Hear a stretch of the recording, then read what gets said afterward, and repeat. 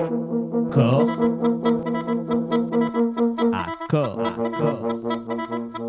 corps à corps. Je suis très heureuse de recevoir Modeste Schwartz. Bonjour. Bonjour Clémence. Et merci beaucoup d'être avec nous ce matin. Journaliste, vous écrivez sur Modeste Substack. Pour ceux qui souhaitent vous retrouver, vous êtes auteur du Magicien de Davos ou encore de Covid aux éditions Culture et Racines.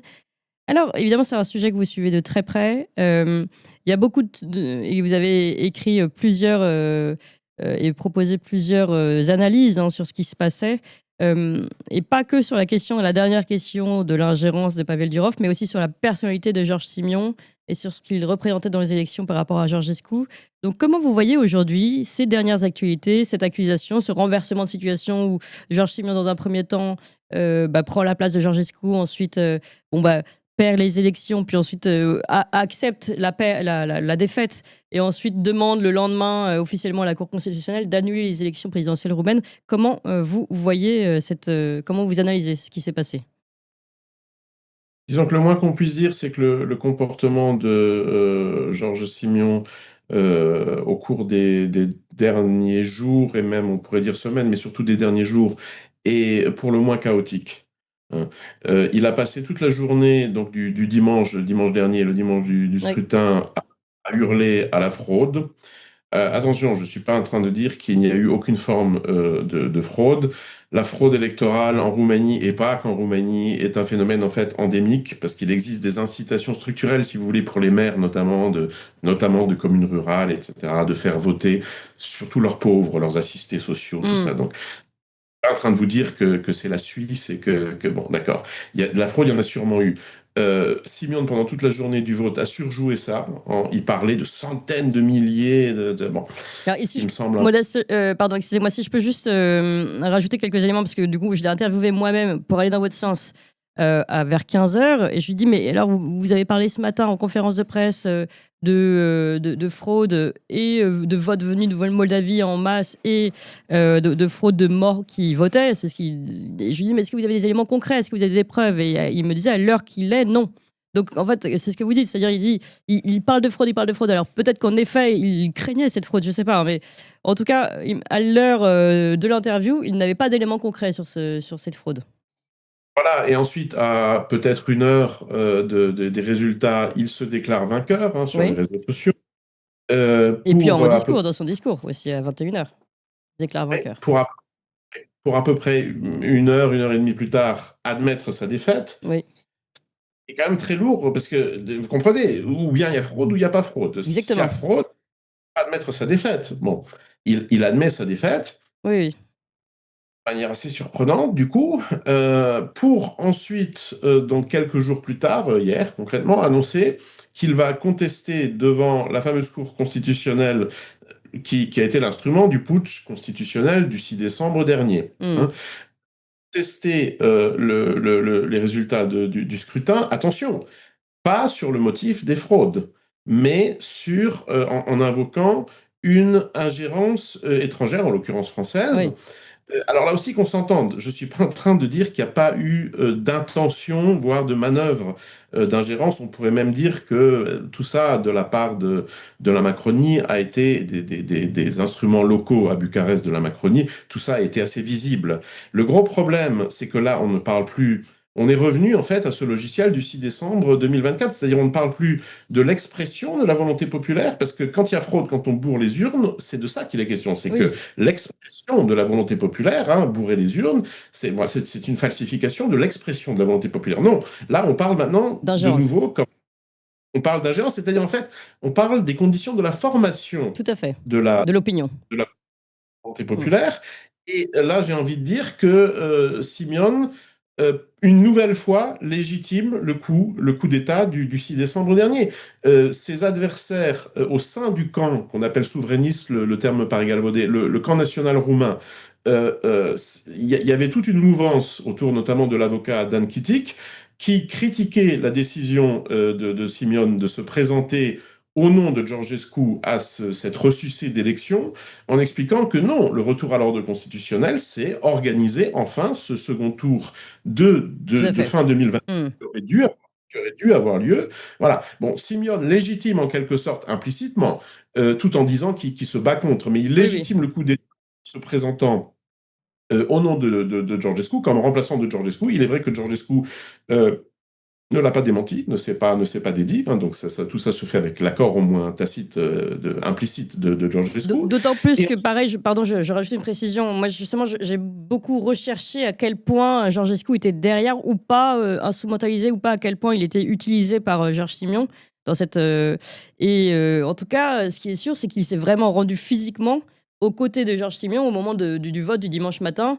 Ils ont fait un discours l'un à côté de l'autre.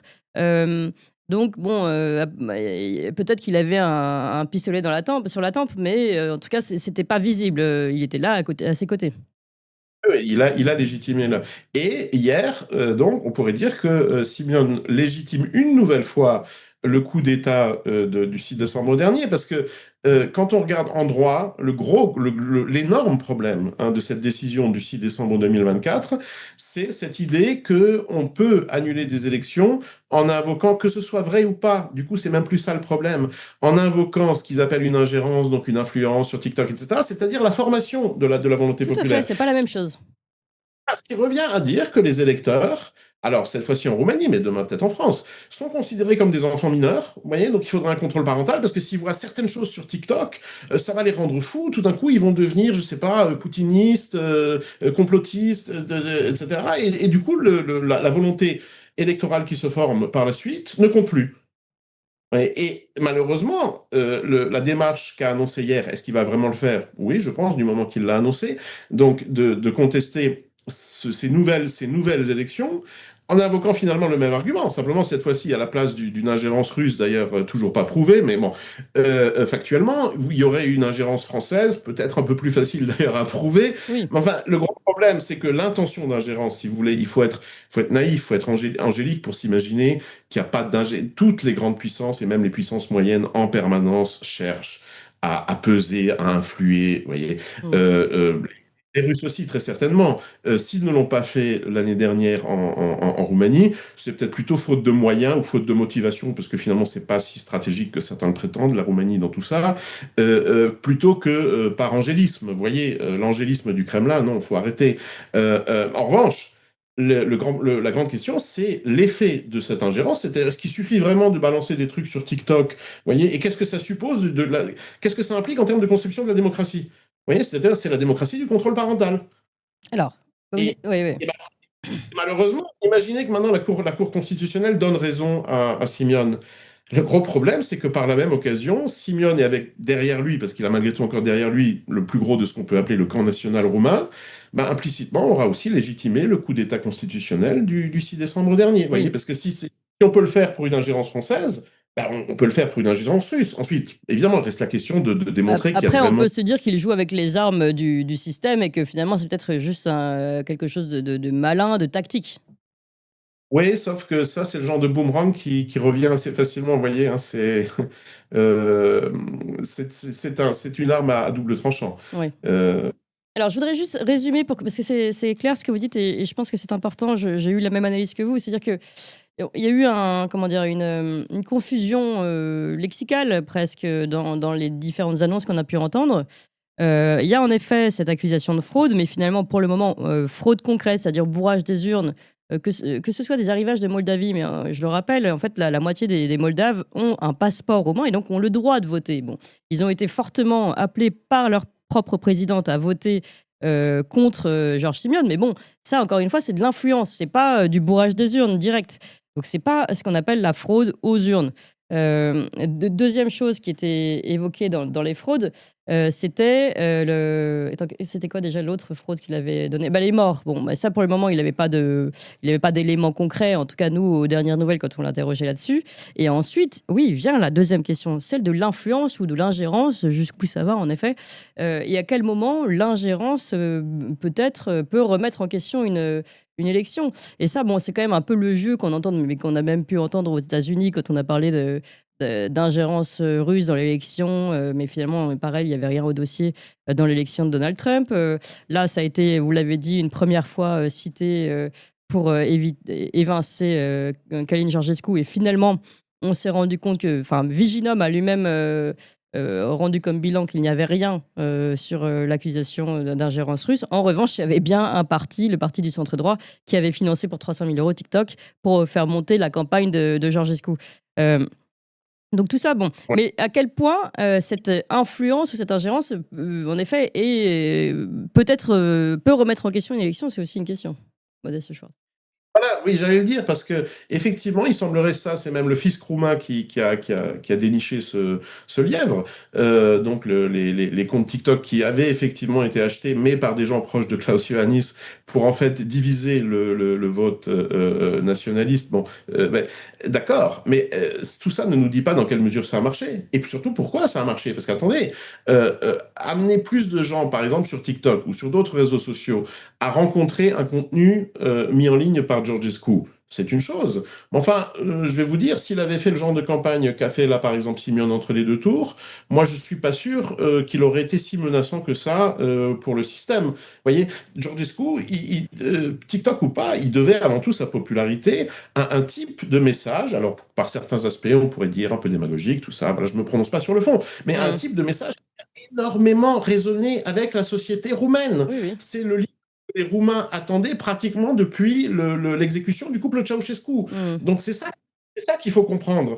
Je veux dire, c'est pas des débiles, des semis, vous voyez, des semis primates. Vous voyez, il suffit de leur montrer un petit clip sur TikTok, etc. Et, oh là là là là, et puis comme des automates, vous voyez, ils se mettent en route vers les sections de vote. Non, ça fonctionne pas comme ça. Ouais. Oui, vous faites la distinction, c'est comme quand on reçoit une publicité, c'est pas pour autant, normalement, qu'on va directement à l'achat, même si c'est forcément incitatif. Il y a quand même une question qui se pose de fond sur jusqu'où les ingérences peuvent aller, jusqu'où. C'est sûr que si, comme le dit Pavel Durov, c'est la question que je vais poser juste après à Jacques Beau, on va s'interroger plus sur le rôle des accusations de Pavel Durov. C'est sûr que comme si je viens sur la question du Covid que vous connaissez bien, il y a des contenus entiers qui sont censurés, ça permet tout de même pas d'avoir une réflexion mesurée sur un sujet. Et donc, ça peut permettre une certaine soumission à un État, que ce soit covidiste ou ici globaliste. Donc, ça pose quand même de vraies questions, même si vous dites, c'est pas directement une fraude. C'est pas directement une fraude, mais si on a toute une partie d'un discours qui est censuré, on n'a pas un libre arbitre. Oui, simplement, j'ai envie de vous dire que c'est la beauté sauvage, hein, de wild beauty de la démocratie. Parce qu'à un moment, je dis ça en tant que, comment dire, avec une ferveur très relative et modérée, hein, pour le principe démocratique lui-même. Moi, depuis le jour où j'ai vu les Suisses, notamment voter à 60% pour le maintien des dispositifs covidistes dans leur pays, je suis devenu, disons, une sorte en matière de démocratie, on va dire plutôt un compagnon de route qu'un véritable sympathisant. Enfin, je sais pas comment dire. Mais simplement, bon, on parle tout ça, on parle de démocratie, d'accord, c'est les règles du jeu, c'est ce que... Non, pardon, c'est pas les règles du jeu si la moitié de l'information est coupée. On n'est pas tout à fait dans les bonnes règles du jeu. D'accord, mais qui définit, vous voyez, c'est-à-dire la moitié de quoi? C'est-à-dire qui va définir le 100% dont un 50% aurait à un moment, et puis surtout, il faut quand même un peu rétablir les choses, jusqu'au dernier jour de la campagne, il y a eu, alors certes, une seule télé, c'est vrai, sur une dizaine, mais il y en a eu une, Realitatea Plus, qui était à 100% derrière d'abord Georgescu, ensuite Simeon, et qui a émis, et qui avec des audiences faramineuses. Simeon a conservé d'ailleurs un compte TikTok qu'il a, il me semble-t-il, lui-même fermé la veille du scrutin du deuxième tour. Là aussi, je crois, 1,5 million d'abonnés. Bref, on peut pas dire que les Roumains, qui en plus sont des gens, par rapport aux Français, ce sont des gens, comment dire, rusés, méfiants, toujours très curieux de ce qui se passe dans le monde, notamment en dehors de Roumanie. Eux, ils savent où est la France, vous comprenez? Il y a des Français qui ne savent pas où se trouve la Roumanie, mais alors, eux, ils savent où est la France. Tout à fait. J'étais très étonnée, d'ailleurs, je renvoie encore une fois à nos interviews. On allait interviewer donc, des Roumains à la sortie du bureau de vote. Vous pouvez retrouver l'interview sur le live de Toxin Plus. C'était très intéressant parce que non seulement ils savaient où se trouvait la France, mais en plus surtout ils parlaient français pour une grande partie. et ils étaient très au fait de l'actualité politique. Et moi, je trouve avec une réflexion assez aiguë, on va dire, assez poussée, une réflexion politique assez poussée. Je suis très loin de penser que au sortir d'un quartier populaire des bureaux de vote français, on en soit à ce niveau-là politique. Mais bon, voilà, c'est en tout cas, je trouve qu'ils sont loin d'être éloignés de la question politique. Et ça, c'était très étonnant parce que, par exemple, pour être allé plusieurs fois en Russie et avoir interrogé des Russes, je les trouve beaucoup moins évolués dans ce domaine-là, sur les questions politiques. C'est Poutine, pas Poutine. Ça va pas beaucoup plus loin dans la réflexion. Oui.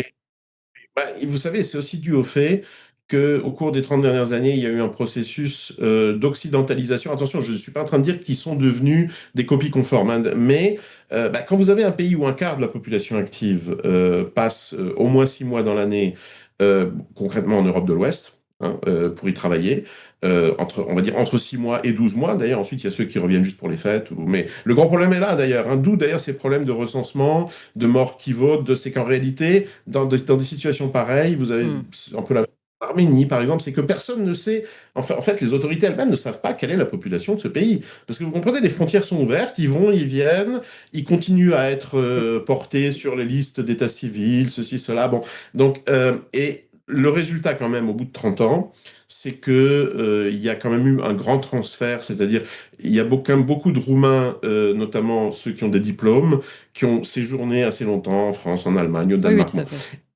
Et qui ont développé, qui, surtout au cours des derniers mois, se sont politisés d'une manière relativement occidentale. On peut évidemment pas en dire autant de la Russie, vous comprenez, c'est pas 20% de la population en Russie qui...